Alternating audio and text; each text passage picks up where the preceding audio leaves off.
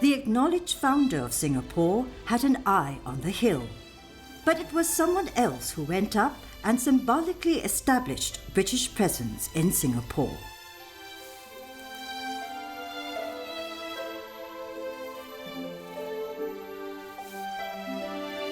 Ready? Fire! Today, he's almost forgotten. But for the hill, which keeps his story alive. Once, this was the seat of power, the resting place of pioneers and people of faith. It's a memory landmark of our childhood years and of our lives in modern times. The hill has seen all of the major events that shaped us into who we are today. From here, we can tell 7 centuries of our story, our history from the hills.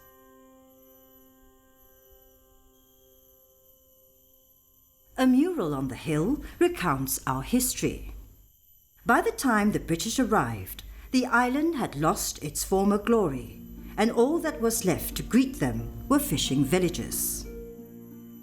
Raffles had his house built right on top of the hill.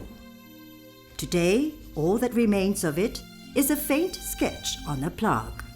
Unlike this replica, Raffles House was a lot more humble.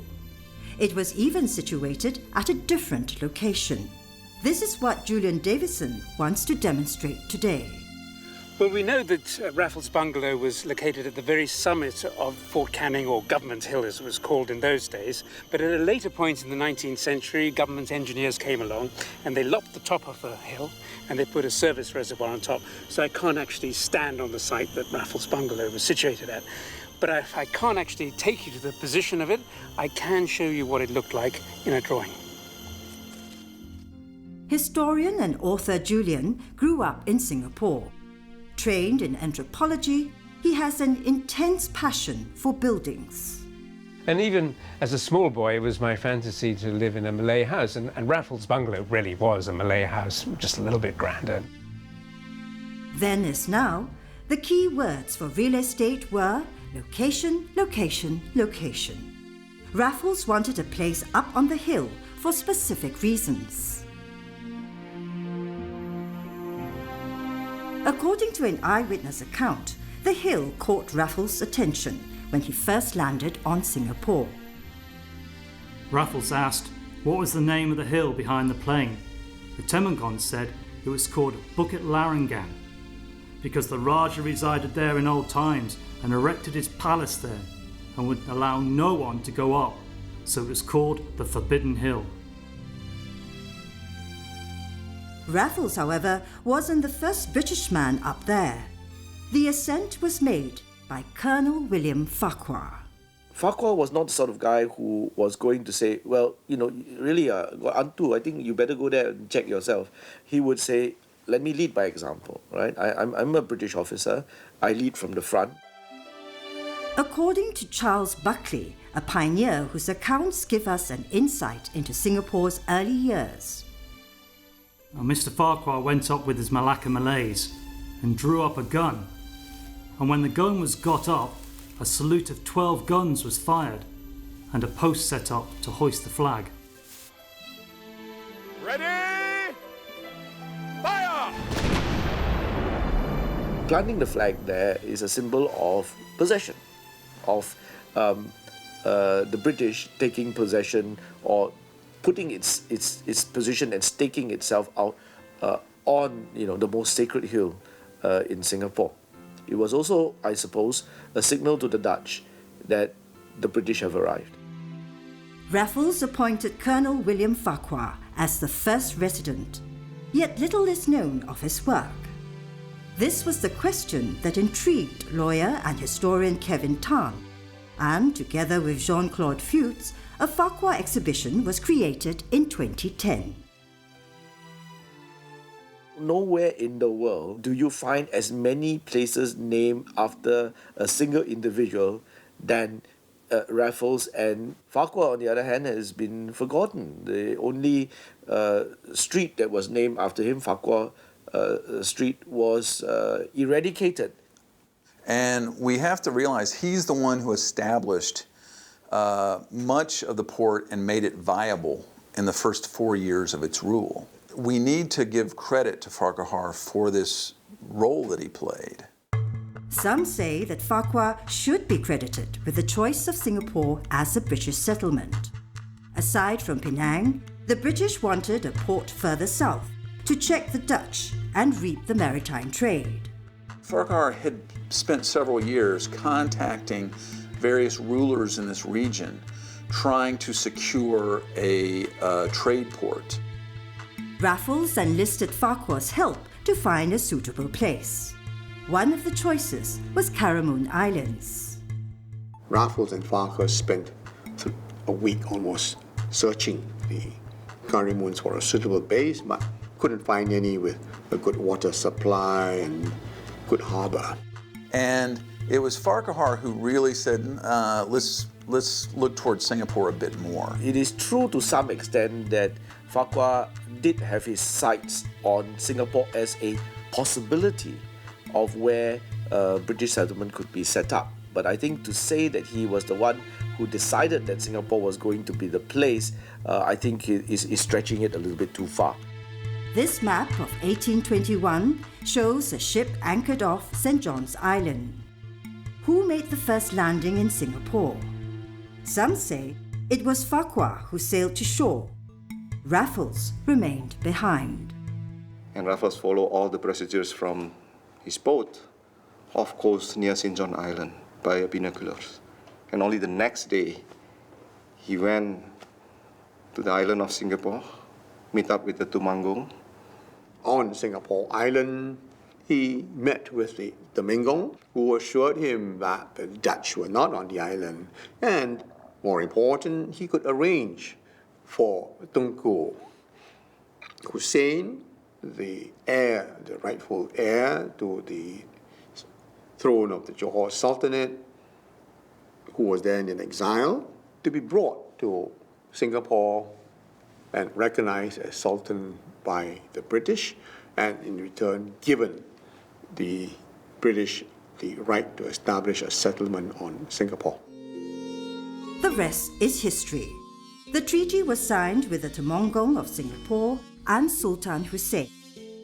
Raffles left the day after, with detailed instructions for the first resident to follow. This was a very tall order because he didn't have very much money. The first tasks were to build a port and attract business. As Farquhar was a former governor of Malacca, the early arrivals were Malays from the ancient Sultanate. One of them was Munshi Abdullah, whose personal recounts are collected in a text known as the Hikayat Abdullah. The Hikayat Abdullah is one of the few texts that describes early Singapore in the 1820s. And so it is a window onto that time. Based on Munshi's account, we know the early years were a struggle for Farquhar. So at one point, for example, where there wasn't enough food in Singapore, he relied on his Malacca connections to make food available, and his troops would go to Malacca and collect food and bring it back to Singapore. So this was the kind of almost Wild Wild West or Wild Wild East kind of administration. Within the space of a year, the population grew from 150 to 5,000 people. And by 1822, it was generating 8.5 million Spanish dollars, the world currency at the time. Raffles was a visionary. He was not a very good administrator in the sense of nitty-gritty details. Farquhar did, right? He was a first-rate administrator, very, very practical. The Raffles-Farquhar relationship, though good for Singapore, was fraught with disharmony and threatened to take the balance of power away from the hill.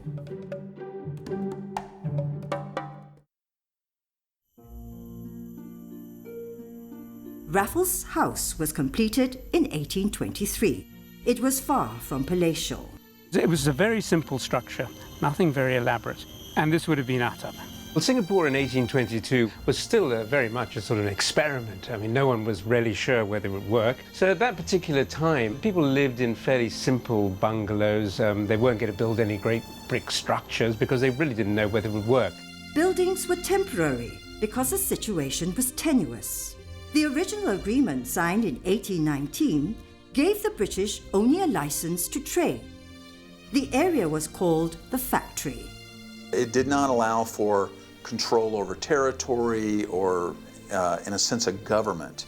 It was simply a right to conduct business in Singapore. There is a period that is often overlooked, and that is the 1819 to 1824 period of tripartite rule. The factory included land along the coast from Tanjung Malang to Tanjung Katong and inland, the radius of a cannon's shot. 2 other areas were out of bounds. The Singapore town that existed consisted of the Temengong's palace, and these were all at Singapore River, where ACM is today. Of course, there was the Sultan, whose court is at Kampung Glam, with adjoining merchant towns. Primarily, the Bugis were settled in the merchant town area around the royal town. Professor Imran Tajuddin teaches architectural history and researches into urban heritage. If we look at the old maps that show the area around Kampung Glam, then we realize the extent of land that is called Kampung Glam is much larger than the conservation district that we see today. Within the Kampung Glam area were the Bugis traders.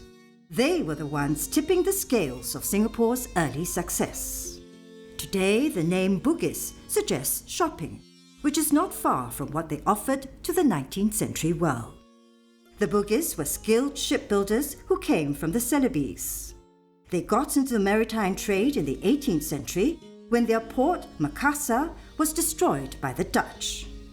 Forced to travel to search for opportunities, many settled in Riau. Here, they developed a trading relationship with China, a profitable market at the time. The Chinese then were on the lookout for exotic luxury items like spices, camphor wood, and tortoise shells. The Bugis traders who brought a kind of archipelago goods that the Chinese merchants wanted. And the Chinese merchants brought the coveted goods that everybody wanted. So they wanted the porcelain, silk, tea. The British tried to insert themselves into this trade by offering British cotton goods made in India, which the Chinese did not really need. The Dutch destroyed Riau, and Singapore became an option. Singapore began because of this transference of Riau onto Singapore soil, because the British needed somewhere to trade, and the Bugis had to be brought in because they were the trade factors that the Chinese traders engaged with in the initial period. They settled in Bugis town in Kampung Glam. Then you begin to realize that Kampung Glam is in fact the nucleus of that new British-ruled Singapore. Yeah? And the reason for having to bring the Bugis and the Malay ruler from Riau becomes clear. It even becomes clear why it was important to kind of kill it later on, to make it really British. Although Bugis town no longer exists, evidence of their trading past still lie on a quiet corner of Jalan Kubur. What's very important about this Jalan Kubur cemetery is that the people buried here are directly connected to Kampung Glam's history. It's quite a long walk, actually, it's over there. So we have to find our way carefully through the graves. Yeah, there's a certain way of knowing how the graves are laid out, so you don't walk in between graves, in between the headstone and footstone, but instead you walk between different graves. So for example, this is one grave, this is another grave, so you walk in between it like that. This domed building here, now if you weren't aware of who's buried there, you might assume it could be either an Indian Muslim or an Arab. But actually the person buried beneath is a Bugis is a Bugis merchant. You will know if you check the gravestone. And like some of the other graves in this graveyard, what is interesting is that the inscriptions are in Bugis script. Yeah? So that's different from Arabic script. So that's actually very unique and rare, even in the rest of Southeast Asia. So we have something here that's quite worth treasuring. Raffles's plan was for the British to be the middleman, wedging a physical divide between the Bugis and the Chinese. The hill was the seat.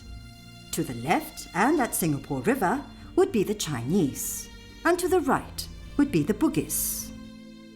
So what panned out was that there were really two separate harbour towns. One centred on the original, if you like, Singapore River nucleus, with the Europeans on one side and the Chinese and Chulia Kampong, right, as indicated in the plan.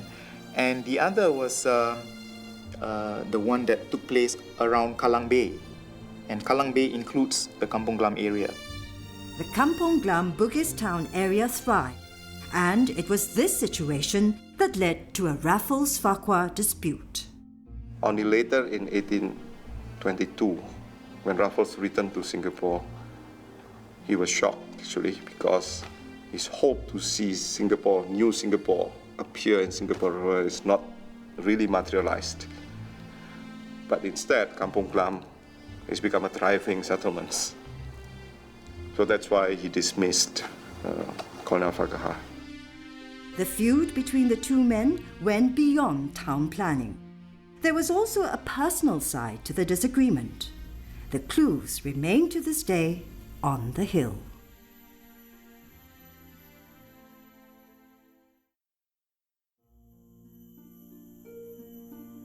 The hill became a burial ground for the Christians as early as 1821. Even though the graves have since been exhumed, we still have a clue of who laid in peace. One tombstone in particular links back to Farquhar, and if we read further into it, into the Raffles-Farquhar dispute. Esther Bernard was the eldest daughter of Farquhar and his first wife, Antoinette Clermont, known as Nyonya Clermont. She was a Eurasian from Malacca. Was it common for British officers to have local women as their, well, you could say common law wives or mistresses? And the answer is yes. It's the same thing with Farquhar. He came here as a very young man, and before too long actually fell in love with and actually married Nyonya Clermont. But Farquhar was not attached. I mean, he did not have another family waiting for him in Scotland. So as far as he was concerned, right, so long as he was in the region, and he was in the region for some 30 years, this was his family. Raffles did not approve of Farquhar mixing with the natives. Farquhar came from a fairly well-to-do family. You know, he didn't carry with him any of these sort of snobbish ideas about superiority of the white man and so on. He learned Malay, he could read Malay, he could read Jawi, he spoke Malay very, very well. Esther Bernard was married to Francis Bernard, who created Singapore's first newspaper, the Singapore Chronicle. Bernard was in constant conflict with Captain Flint, Raffles' brother-in-law, and, indirectly, Farquhar. Flint had married Marianne, who was Raffles' favourite younger sister. He came to become master attendant, which is something like a harbour master. He did complain non-stop over the most trivial of matters, and he conspired to paint Farquhar in the darkest of light. These personal disputes, though trivial, lent weight to a list of many differences between the two men. Raffles had a vision, but Farquhar had to make it come true. He had to find ways to monetize the tax-free port. He allowed for tax farms for slaves and opium and gambling.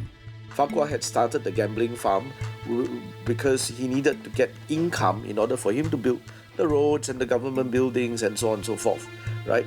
Private enterprise did not come in such a big way prior to 1824 because everybody was a bit dicey, you know, do I invest in Singapore or not? What if the Dutch actually succeed in getting Singapore back, right? And so on and so forth. To make things worse, Raffles was ill and thought he would die. Raffles was suffering from a brain condition where the veins, the arteries in his brain were swelling up. Arterial venial malformation, right? That's a technical term. Causing him severe headaches, and it probably impaired his judgment. On the occasion where he caught Farquhar dispensing with his military uniform, right, and probably walking around in his sarong, right, in his everyday administrative duties, saying that this was most unbecoming of a British officer, and took the opportunity to fire him.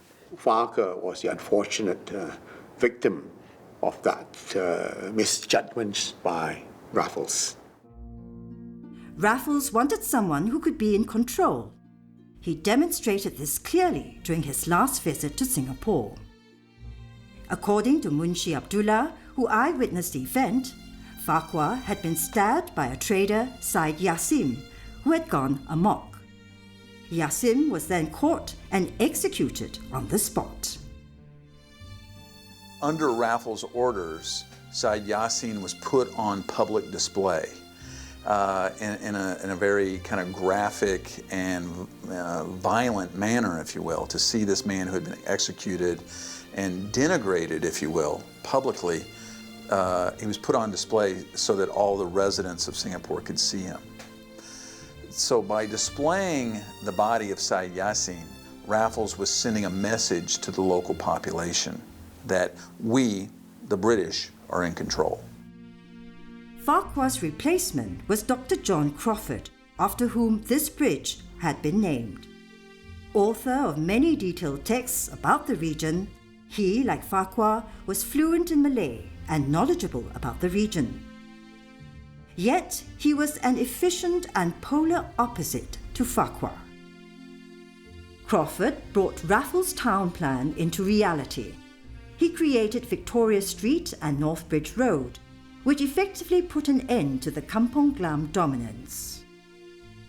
Crawford was able to do that because in 1824, he negotiated for a treaty that placed the entire island of Singapore into the hands of the British East India Company. He settled into a new bungalow built for him up on the hill. From there, major decisions were made that could shape the country and our future destiny. Both Raffles and Farquhar left Singapore for good in 1823. Though he may have wished it, Raffles was never buried among the old kings upon the hill. Farquhar passed away in Scotland, but through his descendants remained to this day on Fort Canning Hill.